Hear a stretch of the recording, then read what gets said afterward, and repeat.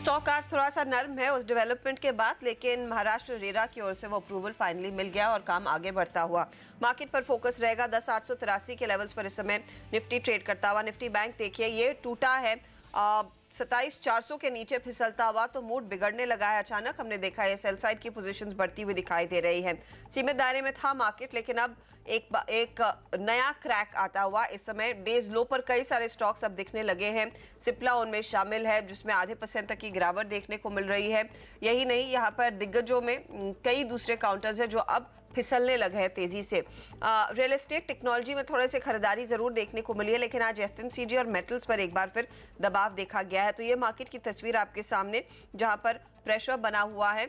ऐसी स्थिति में आपकी स्ट्रैटेजी क्या होनी चाहिए, प्रकाश गाबा से जानेंगे, आगे अश्विनी गुजराल को भी जोड़ेंगे, वरुण से भी एक चेक लेंगे कि एक्सपायरी पोल क्या संकेत दे रहा है और साथ ही साथ किन स्टॉक्स पर आपकी नजरें होनी चाहिए। आज एमएम फोर्जिंग का मैनेजमेंट हमारे साथ जुड़ेगा कुछ देर में, आगे उनसे चर्चा होगी कि बजट से क्या उम्मीदें हैं सेक्टर की। फिलहाल मार्केट जो फिसलता हुआ, प्रकाश आफ्टरनून क्या ट्रेड ले? वेल है तो थोड़ा फिसला हुआ, लेकिन good afternoon to you. Lower levels पे करीब निफ्टी में सपोर्ट है करीब 10,850-60 के करीब मुझे लगता है, और ये भी ये जोन हो सकता है 880 एक सपोर्ट जोन से। और बैंक निफ्टी की बात करें तो लोअर लेवल्स पे करीब 27,375 यहाँ पर के करीब थोड़ा सपोर्ट है। अगर रेसिस्टेंस मिलता है तो 27,475 वहाँ जा सकता है, और वहाँ पर एक अगर एक्सपायरी होगी तो वहाँ पर थोड़ा रेसिस्टेंस आ सकता है। ओके, तो ये फिलहाल आपके लिए लेवल। स्टॉक्स जो आपके रेडार पर है प्रकाश? दो स्टॉक्स अच्छे लगते हैं। एक तो है पावर ग्रिड। पावर ग्रिड में मुझे लगता है कि ये ले लेना चाहिए। इसका टारगेट ऑन द अपसाइड 200 के करीब है। स्टॉप होगा 192। हो सकता है आज आ जाए, हो सकता है कल भी आ सकता है, लेकिन पावर ग्रिड में लगता है बहुत ही स्ट्रॉन्ग सपोर्ट जोन 192 के आसपास है। दूसरा स्टॉक जो अच्छा लगता है वो है TCS। अपमूव ऑन है, 2-3 दिनों से एक अपमूव देख रहे हैं हम, और आज का मूव कंटिन्यूएशन अपमूव है। इसका टेक्निकल टारगेट 1915 का है, स्टॉप होगा 1870। ओके, तो TCS 1915 के टारगेट के लिए तेजी की पोजीशन, और दूसरी तरफ आप पावर ग्रिड में भी तेजी की पोजीशन लेकर चलेंगे तो पैसा कमाएंगे। बाजार ने अपनी पूरी बढ़त गवा दी है। ये एक ट्रेंड थोड़ा थोड़ा करके बिगड़ता हुआ अब नेगेटिव टेरिटरी में निफ्टी भी आ चुका है। निफ्टी बैंक तो फिसला ही था। हमारे साथ वरुण है। वरुण, निफ्टी बैंक पर आपने एक डिटेल पोल कराया, क्या उम्मीद है? 27,400 के ऊपर एक्सपायरी दिख रही है या मुश्किल? देखिए ऐसा, जब हमने ये पोल कराया था तब बैंक निफ्टी 27,500 के आसपास ट्रेड कर रहा था, और ज़्यादातर हमारे जो पोल पार्टिसिपेंट्स हैं वो मान रहे थे कि 400 से 500 ये वो 100 पॉइंट की रेंज होगी जहां एक्सपायरी हो सकती है। और देखिए हमने उनसे ये भी पूछा था कि क्या 400 के नीचे जाएगा, तो केवल 6% लोग थे जो ये मान रहे थे कि शायद इसके नीचे जा सकता है। यानी कि ज़्यादातर लोगों को उम्मीद नहीं थी कि इस लेवल को तोड़ेगा बैंक निफ्टी, जबकि इस लेवल को आप तोड़ के यहाँ नीचे ट्रेड कर रहा है। लेकिन हमारा तो यही मानना है कि 400 से 500 ये वो 100 पॉइंट की रेंज होगी जब बैंक निफ्टी एक्सपायरी दे सकता है, क्योंकि हमारे ज़्यादातर पोल पार्टिसिपेंट जो है वो इसी 100 पॉइंट के टारगेट को मान रहे हैं। इनफैक्ट 100 पॉइंट की रेंज इंपॉर्टेंट रहेगी। जो गिरावट आई है उसके पीछे डाउ फ्यूचर्स का हाथ हो सकता है। करीब 93 अंक नीचे डाउ फ्यूचर्स इस समय, और अगर आप देखिए जर्मनी के मार्केट्स में भी फ्यूचर्स यही इंडिकेशन दिखा रहे हैं कि 42 पॉइंट नीचे कारोबार रहेगा। फ्रांस और फुट्सी में भी कुछ प्रेशर के संकेत बनते दिखाई दे रहे हैं। तो ग्लोबल तस्वीर थोड़ी सी बिगड़ी, और ऑफ कोर्स जो रुपए की कमजोरी है वो भी हम पर भारी पड़ रही है। ये मार्केट की स्थिति आपके सामने, इस पर नजर रखेंगे, देखते हैं कैसे यूरोप की शुरुआत होती है। लेकिन Varun, mid cap counters action में क्या? देखिए मिड कैप इंडेक्स को अगर आप देखें तो एकदम फ्लैट कारोबार हो रहा है, लेकिन कुछ स्टॉक्स ऐसे हैं जिनमें अच्छा खासा प्रेशर देखने मिल रहा है। उसमें देखिए दिलीप बिल्डकॉन जैसे काउंटर्स है जिनकी आज जम के धुलाई हो रही है। EIL जैसे काउंटर्स है जिनकी अच्छी खासी धुलाई आज हो रही है। 2.5% के आसपास की गिरावट यहाँ है। जस्ट डायल, डिश टीवी, तो ये वो तमाम ऐसे काउंटर्स हैं जिनमें अच्छे खासे वॉल्यूम के साथ आज गिरावट देखने मिल रही है। वहीं कुछ स्टॉक्स ऐसे हैं जहाँ आपको खबरों का इम्पैक्ट देखने मिल रहा है। उसमें देखिए मोतीलाल ओसवाल, नतीजे कमज़ोर थे, स्टॉक में करीब 5-5.5% के आसपास की गिरावट। माइंडट्री बेहतरीन नतीजों के बाद स्टॉक में करीब 2.5-3% के आसपास की तेजी। इनफैक्ट Q4 का जो गाइडेंस दिया वो काफ़ी अच्छा है, उसका इम्पैक्ट है। जेट एयरवेज सुबह से ही खबरों में स्टॉक में करीब 3.25% के आसपास की गिरावट, और DCB बैंक, कोटक ने खरीदारी की सलाह दी है, स्टॉक में करीब 3% के आसपास की तेजी देखी जा रही है। इनफैक्ट बैंकिंग और NBFC काउंटर्स देखें तो वहाँ अच्छा खासा प्रेशर देखने मिल रहा है। Equitas, United bank, Ujjivan, Edelweiss सभी काउंटर्स को देख लीजिए, 2 से 3-4% के आसपास की गिरावट इन काउंटर्स में देखने मिल रही है। अगला सेक्टर है फार्मा, और यहाँ दोनों तरफ के ट्रेड देखने मिल रहे हैं। टोरेंट फार्मा, स्पार्क जैसे काउंटर में गिरावट है 2.5% की, लेकिन देखिए सिंजीन और डॉक्टर लाल पैथलैब्स इन काउंटर्स में जम के खरीदारी है। 3 से 3.5-4% के आसपास की तेजी इन काउंटर्स में है। तो फार्मा में दोनों तरफ के ट्रेड देखने मिल रहे हैं। एक ग्रुप है जो आज काफ़ी फोकस में जहाँ कमजोरी देखने मिल रही है वो है ADAG stocks, Reliance capital, Reliance infra, Reliance power को देख लीजिए, अच्छी खासी गिरावट इन काउंटर्स में देखने मिल रही है। अब बात करते हैं उन स्टॉक्स की जहाँ तेजी है, तो उसमें आईटी काउंटर्स है, एम्फोसिस, एल&टी टेक सर्विसेज जैसे काउंटर को अगर आप देखें तो यहाँ अच्छी खासी खरीदारी हो रही है।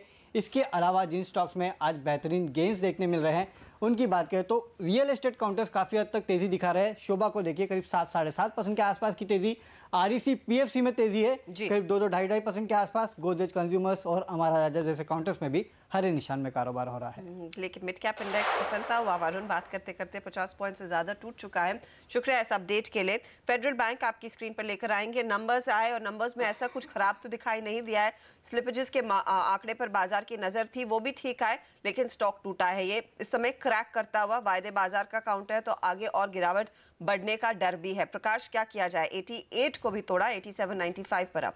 कल और परसों का जो मुंह था उसको नेगेट कर लिया फेडरल बैंक ने। मुझे लगता है इसमें काफ़ी गिरावट आ सकती है। 85 एक पहला पड़ाव रहेगा, वहाँ तक तो जाना चाहिए। स्टॉप होगा 90 का, अगर वो भी ब्रेक हो जाता है तो 82 और 80 जोन भी देखने को मिल सकता है, लेकिन 85 तो सर्टली नजर आता है आज के लिए या कल तक। इसके अलावा बैंक ऑफ बड़ौदा भी आपको लग रहा है टूट सकता है आगे, शॉर्ट करेंगे?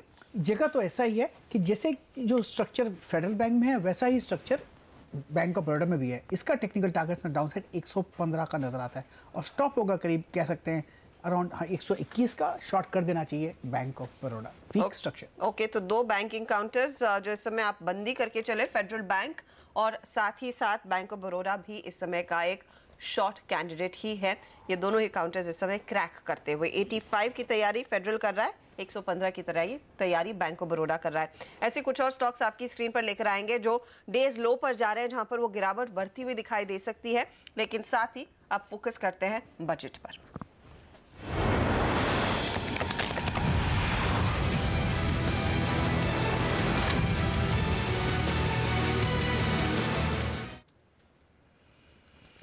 और 1 तारीख यानी कि 1 फरवरी को जो अंतरिम बजट पेश होगा, इसमें ऑटो एंसिलरी सेक्टर की क्या उम्मीद है? हमारे साथ एमएम फोर्जिंग्स के मैनेजिंग डायरेक्टर विद्याशंकर कृष्णन जुड़ गए हैं। विद्याशंकर जी, स्वागत है आपका सीएनबीसी आवाज पर। ऑटो इंडस्ट्री के लिए ऑफ कोर्स सबसे इम्पोर्टेंट यही होता है कि आपकी raw material prices in check रहे। हाल ही में हम सुन रहे थे कि आयरन ओर पर इंपोर्ट ड्यूटी लगाने की बात है, जो स्टील कंपनियों के लिए भारी पड़ सकती है, लेकिन आपकी इंडस्ट्री को इसमें प्रोटेक्शन कैसे मिलेगी, उसको लेकर आपकी क्या कोई सोच है जो बजट में हो सकता है इस बारी? Yeah, basically, to revive the CV market, government should come out with a roadmap for the scrapping of old vehicles. It has been in the offing, at least rumor mills that vehicles more than 20 years will be scrapped. If they can come out with a clear roadmap well in advance, it will enable the industry to plan better for its capacity utilization as well as serving the customers. Any sudden bursting of this kind of policy on CV makers will mean that the entire component industry will have to run behind on generating capacity, which will put it to tremendous stress. That would be a good step forward if the policy, the roadmap were to be outlined for the scrapping of old vehicles. Other things could be done is improve infrastructure spending, which already this government is doing quite a bit, has done quite a bit, and if they can take that forward, that will be pretty good. So what about MAT, minimum alternate tax? इस पर आपको लग रहा है किसी तरह की राहत मिलेगी? Perhaps it's the last chance for this government to address it. लगातार बजट में इसकी मांग होती है, पर उस पर कुछ किया नहीं गया अभी तक। See, what happens is that when a company invests significantly, then it goes under MAT. So what happens is that it charges a heavy amount of depreciation to its books, to the income tax return, but not necessarily to its books. So what happens is that MAT comes into the company starts paying income tax under MAT. And this presently, the carry forward is allowed only for 5 years. So actually the company, the individual assessee, that is the company, has paid tax into the exchequer. So in my opinion, this should not be time barred at all. And the organization should have, the company should have enough total flexibility in getting back the money by way of income tax, not way of refund, by way of setting it off under other income taxes as and when these taxes come due. So instead of a 5-year period, I would say remove the period. Taking off on the same topic, manufacturing, which is going to be the generator of jobs, particularly at lower levels of the ladder where not much skill is required, needs to be supported with probably even better lower income tax rates, even IT exemption for exports. Similarly, the ease of doing business for manufacturing at grassroots level should improve. Lots of new policies have come in by way of facilitating new businesses to be set up.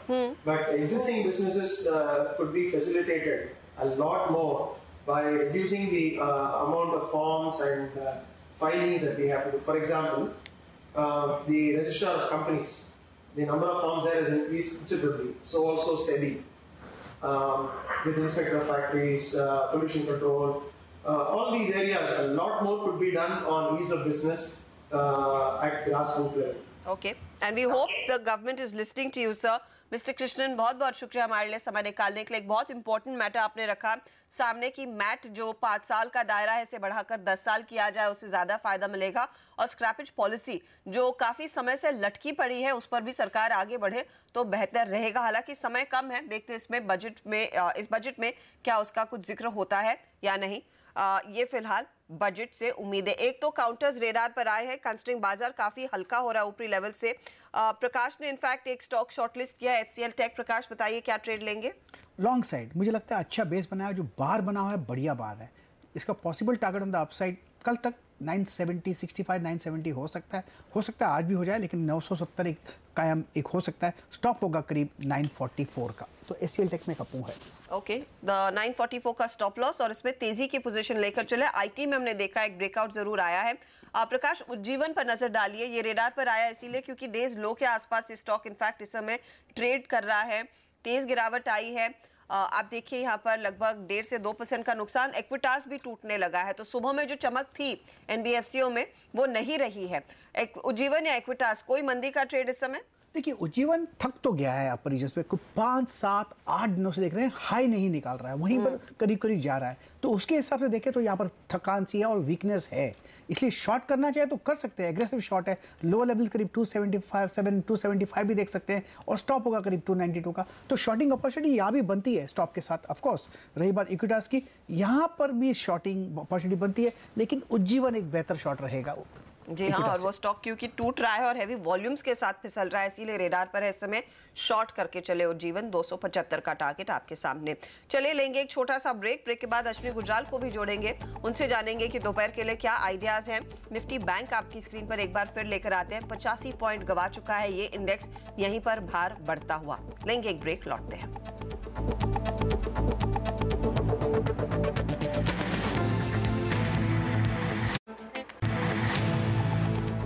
बाजार में बिकवाली बढ़ गई है, Sensex ऊपरी level से करीब करीब 200 अंक फिसल चुका है। निफ्टी पर भी प्रेशर। अश्विनी गुजराल हमारे साथ जुड़ गए हैं। Ashwini, good afternoon. थोड़ी सी स्थिति बिगड़ती हुई, बताइए इस समय क्या ट्रेड लें? देखिए मेरे हिसाब से सुबह से ही एक कमज़ोरी थी और अब दोपहर बाद बढ़ रही है। तो फिलहाल जो है निफ्टी बैंक निफ्टी में डाउनसाइड ट्रेड्स लेने चाहिए, क्योंकि अब जो है अगर कुछ लोगों के स्टॉप लॉसेस हिट होने शुरू होंगे तो गिरावट थोड़ी सी तेज़ भी हो सकती है। फिलहाल जो है इंडिविजुअल स्टॉक्स में सोवा डेवलपर बाय है, 488 का स्टॉप, 504 का टारगेट। सोनाटा सॉफ्टवेयर बाय है, 319 का स्टॉप, 334 का टारगेट। और वॉकहार्ट सेल है, 510 का स्टॉप और 495 का टारगेट। ओके, तो एक सेल कॉल सोनाटा सॉफ्ट और साथ ही साथ शोभा में तेजी की पोजीशन। गिरते बाजार में भी कुछ आइडियाज है तेजी के, वो आपको सिंबी से आवाज पर ही मिलते हैं। अश्विनी ने फिलहाल 3 स्टॉक्स आपके लिए चुने हैं। अश्विनी को हम जोड़ेंगे 2:45 पर आखिरी सौदा में। शुक्रिया अश्विनी। फिलहाल श्रीराम ट्रांसपोर्ट, ये एक और स्टॉक है जो बिखरने लगा है, इसको स्क्रीन पर लेकर आइए। वॉल्यूम्स के साथ ये स्टॉक इनफैक्ट इस समय फिसल गया है 1151 के लेवल्स, 3% नीचे अब श्रीराम ट्रांसपोर्ट का शेयर। प्रकाश, एक खड़ा खड़ा शॉर्ट की अपॉर्चुनिटी दे रहा है। बिल्कुल फेडरल बैंक की तरह ही स्ट्रक्चर है। मुझे लगता है वीकनेस है यहाँ पर, लोअर लेवल करीब 1125 देखने को मिल सकते हैं और टाइट स्टॉप अबाउट 1165 सही रहेगा। 1165 का स्टॉप लॉस, टारगेट 1125 यानी कि यहाँ से करीब करीब 27 रुपए की गिरावट देखने को मिलेगी। आज के आज अचीव होगा, हो सकता है। चलिए, तो श्रीराम ट्रांसपोर्ट टूटा, यहाँ पर भी गिरावट देखने को मिल रही है। और निफ्टी बैंक में जो प्रेशर आया है उसमें आप देखिए, हमने बात की बैंक ऑफ बड़ौदा की, स्टेट बैंक ऑफ इंडिया भी स्क्रीन पर लेकर आते हैं क्योंकि ये भी ऊपरी लेवल से काफी हल्का होता हुआ 300 के नीचे प्रकाश 2% की गिरावट। बिल्कुल स्टेट बैंक ऑफ इंडिया में ज़रूर एक वीकनेस नज़र आती है। मुझे लगता है ये जो जोन है काफ़ी हद तक वीक है। लोअर लेवल्स करीब 290 के, जोन 291 यहाँ तक संभावना है स्लाइड होने की। स्टॉप होगा 301 का। ओके, 301 का स्टॉप लॉस, 291 की तैयारी एसबीआई करता हुआ। जाते जाते प्रकाश एक और ओबीसी पर नजर डाल लीजिए क्योंकि ये भी एक शॉर्ट कैंडिडेट की तौर पर ही मुझे दिख रहा है। बताइए, अगर इस समय कोई शॉर्ट करता है क्या टारगेट रहेगा? टारगेट 92 शॉर्ट कर देना चाहिए और मुझे लगता है स्टॉप होगा, डीप थोड़ा दे देना जरूरी है 97 का। ओके, तो डीपर स्टॉप लॉस 97 का, 92 के टारगेट के लिए ओबीसी भी इस समय शॉर्ट है। देखिए, बैंकों में दबाव बढ़ता हुआ और निफ्टी के आधे शेयर, 50 शेयर ट्रेड होते हैं निफ्टी में, उसमें से आधे से ज्यादा यानी कि 30 शेयर, लगभग 28 से 30 शेयरों में मंदी की पोजीशंस बनती हुई दिखाई दे रही है और निफ्टी बैंक ही नीचे इस समय बाजार को खींच रहा है। सरकारी बैंकों पर नया प्रेशर आना शुरू हुआ है। तो ये मार्केट की स्थिति है। इसी के साथ हम लेंगे एक ब्रेक। शुक्रिया प्रकाश हमारे लिए समय निकालकर अपनी राय देने के लिए। बाजार में बिकवाली बढ़ गई है। सेंसेक्स ऊपरी लेवल से करीब करीब 200 अंक फिसल चुका है। निफ्टी पर भी प्रेशर। अश्विनी गुजाल हमारे साथ जुड़ गए हैं। Ashwini, good afternoon. थोड़ी सी स्थिति बिगड़ती हुई, बताइए इस समय क्या ट्रेड लें? देखिए, मेरे हिसाब से सुबह से ही एक कमज़ोरी थी और अब दोपहर बाद बढ़ रही है। तो फिलहाल जो है निफ्टी, बैंक निफ्टी में डाउनसाइड ट्रेड्स लेने चाहिए क्योंकि अब जो है अगर कुछ लोगों के स्टॉप लॉसेस हिट होने शुरू होंगे तो गिरावट थोड़ी सी तेज़ भी हो सकती है। फिलहाल जो है इंडिविजुअल स्टॉक्स में सोवा डेवलपर बाय है, 488 का स्टॉप, 504 का टारगेट। सोनाटा सॉफ्टवेयर बाय है, 319 का स्टॉप, 334 का टारगेट। और वॉकहार्ट सेल है, 510 का स्टॉप और 495 का टारगेट। ओके, तो एक सेल कॉल सोनाटा सॉफ्ट और साथ ही साथ शोभा में तेजी की पोजीशन। गिरते बाजार में भी कुछ आइडियाज है तेजी के, वो आपको सिंबी से आवाज पर ही मिलते हैं। अश्विनी ने फिलहाल 3 स्टॉक्स आपके लिए चुने। अश्विनी को हम जोड़ेंगे 2:45 पर आखिरी सौदा में। शुक्रिया अश्विनी। फिलहाल श्रीराम ट्रांसपोर्ट, ये एक और स्टॉक है जो बिखरने लगा है। इसको स्क्रीन पर लेकर आइए। वॉल्यूम्स के साथ ये स्टॉक इनफैक्ट इस समय फिसल गया है 1151 के लेवल्स, 3% नीचे अब श्रीराम ट्रांसपोर्ट का शेयर। प्रकाश, एक खड़ा खड़ा शॉर्ट की अपॉर्चुनिटी दे रहा है। बिल्कुल फेडरल बैंक की तरह ही स्ट्रक्चर है। मुझे लगता है वीकनेस है यहाँ पर, लोअर लेवल करीब 1125 देखने को मिल सकते हैं और टाइट स्टॉप अबाउट 1165 सही रहेगा। 1165 का स्टॉप लॉस, टारगेट 1125 यानी कि यहाँ से करीब करीब 27 रुपए की गिरावट देखने को मिलेगी। आज के आज अचीव होगा, हो सकता है। चलिए, तो श्रीराम ट्रांसपोर्ट टूटा, यहाँ पर भी गिरावट देखने को मिल रही है। और निफ्टी बैंक में जो प्रेशर आया है उसमें आप देखिए, हमने बात की बैंक ऑफ बड़ौदा की, स्टेट बैंक ऑफ इंडिया भी स्क्रीन पर लेकर आते हैं क्योंकि ये भी ऊपरी लेवल से काफी हल्का होता हुआ 300 के नीचे प्रकाश 2% की गिरावट। बिल्कुल स्टेट बैंक ऑफ इंडिया में ज़रूर एक वीकनेस नज़र आती है। मुझे लगता है ये जो जोन है काफ़ी हद तक वीक है। लोअर लेवल्स करीब 290 के, जोन 291 यहाँ तक संभावना है स्लाइड होने की। स्टॉप होगा 301 का। ओके, 301 का स्टॉप लॉस, 291 की तैयारी एसबीआई करता हुआ। जाते जाते प्रकाश एक और ओबीसी पर नजर डाल लीजिए क्योंकि ये भी एक शॉर्ट कैंडिडेट की तौर पर ही मुझे दिख रहा है। बताइए, अगर इस समय कोई शॉर्ट करता है क्या टारगेट रहेगा? टारगेट 92 शॉर्ट कर देना चाहिए और मुझे लगता है स्टॉप होगा, डीप थोड़ा दे देना जरूरी है 97 का। ओके, तो डीपर स्टॉप लॉस 97 का, 92 के टारगेट के लिए ओबीसी भी इस समय शॉर्ट है। देखिए, बैंकों में दबाव बढ़ता हुआ और निफ्टी के आधे शेयर, 50 शेयर ट्रेड होते हैं निफ्टी में, उसमें से आधे से ज्यादा यानी कि 30 शेयर, लगभग 28 से 30 शेयरों में मंदी की पोजीशंस बनती हुई दिखाई दे रही है और निफ्टी बैंक ही नीचे इस समय बाजार को खींच रहा है। सरकारी बैंकों पर नया प्रेशर आना शुरू हुआ है। तो ये मार्केट की स्थिति है। इसी के साथ हम लेंगे एक ब्रेक। शुक्रिया प्रकाश हमारे लिए समय निकालकर अपनी राय देने के लिए। ब्रेक के बाद आपके लिए हाजिर होंगे हम नो योर कंपनी लेकर। बने रहिए।